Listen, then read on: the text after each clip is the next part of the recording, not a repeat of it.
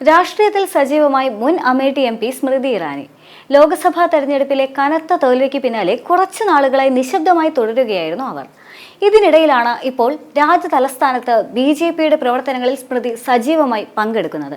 ബി.ജെ.പിയുടെ അംഗത്വ വിതരണത്തിനും സ്മൃതിയാണ് നേതൃത്വം നൽകിയത്. ഇതോടെ വരാനിരിക്കുന്ന ഡൽഹി നിയമസഭാ തെരഞ്ഞെടുപ്പിൽ ആം ആദ്മിക്കും അരവിന്ദ് കെജ്രിവാളിനുമെതിരെ പോർമുഖം തുറക്കാനുള്ള നീക്കമാണ് സ്മൃതിയുടേത് എന്നാണ് വിലയിരുത്തലുകൾ വരുന്നത്. അടുത്തിടെ ദക്ഷിണ ഡൽഹിയിൽ സ്മൃതി ഇറാനി വീട് വാങ്ങിയിരുന്നു. ഡൽഹിയിലേക്ക് പ്രവർത്തനം വ്യാപിപ്പിക്കുന്നതിന്റെ സൂചനയാണിതെന്നാണ് നേതാക്കൾ ചൂണ്ടിക്കാട്ടുന്നത്. മാത്രമല്ല, പാർട്ടിയുടെ അംഗത്വ വിതരണ ക്യാമ്പയിനിലും സജീവമായി തന്നെ അവർ പങ്കെടുക്കുന്നുണ്ട്. 14 ജില്ലകളിൽ 7 സ്മൃതിയുടെ മേൽനോട്ടത്തിലാണ് അംഗത്വ പ്രചാരണം നടക്കുന്നത്. ഒരു നേതാവിനെ മുൻനിർത്തി പ്രചാരണം നടത്തണമെന്ന ആവശ്യം കഴിഞ്ഞ കുറച്ചു നാളുകളായി ഡൽഹിയിലെ ബി.ജെ.പി നേതാക്കൾ ആവശ്യപ്പെടുന്നുമുണ്ട്. ശക്തരായ നേതാക്കൾ നയിച്ചാൽ ഡൽഹിയിൽ ആം ആദ്മിയെ വരിഞ്ഞു കെട്ടാമെന്നും വലിയ മുന്നേറ്റം സാധ്യമാകുമെന്നുമാണ് നേതാക്കൾ ചൂണ്ടിക്കാട്ടിയത്. 2020 മുഖ്യമന്ത്രി സ്ഥാനത്തേക്ക് ആരെയും ഉയർത്തിക്കാട്ടാതെയായിരുന്നു ബി.ജെ.പി തെരഞ്ഞെടുപ്പിന് നേരിട്ടത്. അന്ന് കനത്ത തിരിച്ചടിയായിരുന്നു പാർട്ടി നേരിട്ടത്. 8 സീറ്റിൽ മാത്രമാണ് ബി.ജെ.പിക്ക് വിജയിക്കാനായത്. ബാക്കിയുള്ള സീറ്റുകൾ ആം ആദ്മി പാർട്ടി തൂത്തുവാരിയതായിരുന്നു സ്ഥിതിയുണ്ടായിരുന്നത്.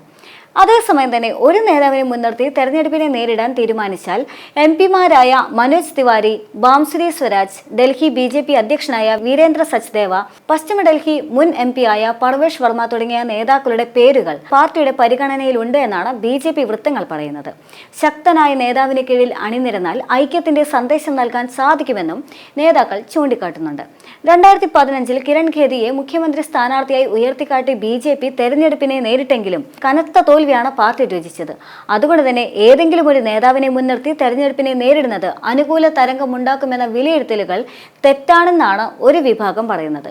എന്തായാലും വരും ദിവസങ്ങളിൽ ഇത് സംബന്ധിച്ച ചർച്ചകൾ സജീവമാകും. പ്രത്യേകിച്ച് മദ്യനയക്കേസിൽ മുഖ്യമന്ത്രി അരവിന്ദ് കെജ്രിവാളിന് ജാമ്യം കൂടി ലഭിച്ച സാഹചര്യത്തിൽ കെജ്രിവാൾ വീണ്ടും സജീവമാകുന്നതോടെ ബി.ജെ.പിയെ സംബന്ധിച്ച് സാഹചര്യം കൂടുതൽ വെല്ലുവിളി നിറഞ്ഞതാകുമെന്നും ചൂണ്ടിക്കാട്ടപ്പെടുന്നുണ്ട്.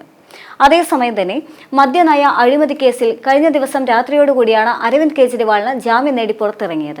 CBI രജിസ്റ്റർ ചെയ്ത കേസിൽ സുപ്രീം കോടതി ജാമ്യം അനുവദിച്ചതോടെയാണ് ജയിൽ മോചനം സാധ്യമായത്. തിഹാർ ജയിലിന് പുറത്ത് വൻ സ്വീകരണമായിരുന്നു കെജ്രിവാളിന് പ്രവർത്തകർ ഒരുക്കിയത്. എത്ര തകർക്കാൻ ശ്രമിച്ചാലും തകരില്ലെന്ന് ഇനിയും ശക്തമായി തന്നെ പോരാടുമെന്നുമായിരുന്നു പുറത്തിറങ്ങിയതിന് പിന്നാലെയുള്ള കെജ്രിവാളിന്റെ പ്രതികരണം. 2024 ലോക്സഭാ തെരഞ്ഞെടുപ്പിൽ സ്മൃതി ഇറാനിയെ സംബന്ധിച്ച് വലിയ പ്രതീക്ഷ തന്നെയായിരുന്നു. രാഹുൽ ഗാന്ധിയെ പരസ്യമായി അവർ വെല്ലുവിളിക്കുകയും ചെയ്തതാണ്. രാഹുൽ ഗാന്ധി അവർക്കെതിരെ മത്സരിച്ച് പരാജയപ്പെടുമെന്നുള്ള വലിയ ഒരു പ്രതീക്ഷ അവരെ സംബന്ധിച്ച് ഉണ്ടായിരുന്നു. എന്നാൽ ആ വെല്ലുവിളിക്കുള്ള മറുപടിയായിരുന്നു 2024 ലോക്സഭാ തെരഞ്ഞെടുപ്പിലെ ജനവിധി എന്ന് പറയുന്നത്.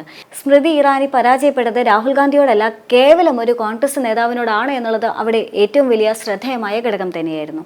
ശേഷം സ്മൃതി ഇറാനിയെ സംബന്ധിച്ച് വലിയ തരത്തിലുള്ള രാഷ്ട്രീയ പോർവിളികളിലേക്കോ അല്ലെങ്കിൽ വലിയ തരത്തിലുള്ള രാഷ്ട്രീയ നീക്കങ്ങളിലേക്കൊന്നും തന്നെ ഉണ്ടായിരുന്നില്ല എന്നുള്ളതാണ് ശ്രദ്ധേയം. അതിനുശേഷം ഇപ്പോഴാണ് അവർ ഡൽഹി നിയമസഭാ തെരഞ്ഞെടുപ്പിലെ പ്രവർത്തനങ്ങളിലേക്ക് സജീവമായി ചേക്കേറുന്നത്. എന്തു തന്നെയാണെങ്കിലും ബി.ജെ.പിയെ സംബന്ധിച്ച് സ്മൃതി ഇറാനി വലിയ പ്രതീക്ഷ തന്നെയാണ്. എന്നാൽ അതേസമയം കോൺഗ്രസിനെ സംബന്ധിച്ച് അഥവാ ആം ആദ്മി പാർട്ടിയെ സംബന്ധിച്ച് ഡൽഹിയിൽ നിയമസഭാ തെരഞ്ഞെടുപ്പിൽ ഒരു ഇന്ത്യ സഖ്യം ഉണ്ടാകില്ല എന്ന കാര്യം തീർച്ചയാണ്. അതേസമയം തന്നെ അരവിന്ദ് കെജ്രിവാൾ അഥവാ ആം ആദ്മി പാർട്ടി എന്ന് പറയുന്നത് നിയമസഭാ തെരഞ്ഞെടുപ്പിൽ വലിയ തരത്തിലുള്ള മുന്നേറ്റം ഉണ്ടാക്കിയ പാർട്ടി കൂടിയാണ്. കൃത്യമായി പറയുകയാണെങ്കിൽ ഒരു ദേശീയ പ്രസ്ഥാനമായി തന്നെ വളരെ ചുരുങ്ങിയ കാലം കൊണ്ട് വിജയിച്ചു വരികയും കഴിഞ്ഞ നിയമസഭാ തെരഞ്ഞെടുപ്പിൽ ഡൽഹിയിൽ മികച്ച മുന്നേറ്റം ഉണ്ടാക്കുകയും ഭരണം തന്നെ പിടിച്ചെടുക്കാൻ സാധിക്കുകയും ചെയ്ത ആം ആദ്മി പാർട്ടിക്ക് ഇത്തവണ അനുകൂല സാഹചര്യങ്ങൾ ഏറെയാണ്. യഥാർത്ഥത്തിൽ മദ്യനയ കേസിലൂടെ അരവിന്ദ് കെജ്രിവാളിനെയും സിസോദിയെയും എല്ലാം തന്നെ പിടിച്ചുകെട്ടി പാർട്ടിക്ക് വലിയ തരത്തിലുള്ള ഒരു നെഗറ്റീവ് ഇമേജ് അഥവാ പാർട്ടിയുടെ ജനപ്രീതി കുറയ്ക്കാനുള്ള നീക്കം യഥാർത്ഥത്തിൽ ബി.ജെ.പിയുടെ ഭാഗത്തു നിന്ന് ഉണ്ടായി എങ്കിലും അതെല്ലാം തന്നെ പക്ഷേ അരവിന്ദ് കെജ്രിവാളിനാണെങ്കിലും